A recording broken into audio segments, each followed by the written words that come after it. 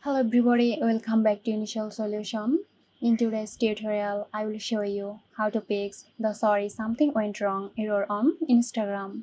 So let's begin the video.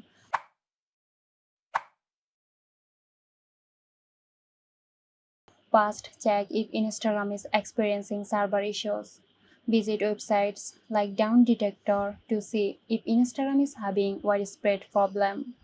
If there's an outage, you will need to wait for Instagram to resolve the issue. Next, try restarting the app. Close the Instagram app completely, then reopen it, and ensure you have a stable internet connection. Also, clearing the app cache can help solving the issues. Open Settings and go to Apps.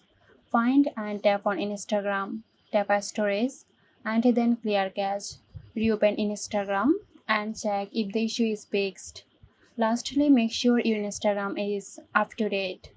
Updating the app can fix bugs and improve performance.